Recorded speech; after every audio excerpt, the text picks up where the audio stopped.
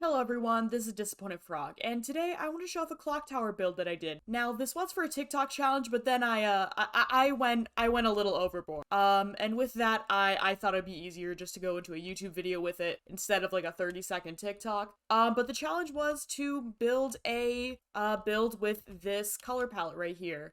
A gradient from orange to blue, but I didn't really do an orange to blue palette. I kind of did just like a mixture of everything, making like the clock part and the sides out of the orange, and then like the main part and the I wish you could fly faster in creative, the top out of the blue, plus some little gray accents and stuff, because I might have said just those like 5 or 6 blocks, but this is my challenge. I can do whatever I want. With that being said, let's go into the time lapse so I can go into depth of the little speed build that I did of this. So I started off at the top of the clock tower because I think that's usually the most interesting part of the tower and is what I really wanted to focus on. So I went with multiple different colors of wool to get a base outline of the style and shape that I wanted to use. I then decided to make each side symmetrical to have the actual clock part be able to be seen from any angle. I then started on the details, filling the wool with actual blocks using an orange as the clock part and the blue surrounding it. I also played around with this really cool design above the clock that will connect to the main spire in a way that I thought would match old copper clock towers in real life. When going onto the actual spire, I tried at first using the same one for my end build, but it didn't fit correctly, and I thought it was a little bit too big for how I wanted it to fit, so instead I played around with different shapes for the roof, trying to give it an asymmetrical field on a very symmetric build. But honestly, looking back through the time lapse, I think I might have liked the end build spire more. Then after that, I started working on the actual body of the clock tower, using the same gradient on the diagonal side of the tower all the way down, but changing the pattern on the flat sides of the tower, adding horizontal striping of stripped warped wood to give it that slight feeling I've dimensioned. I then went on and copy-pasted that middle part into another area where the clock tower would actually be going in the world, and played around with the height a little.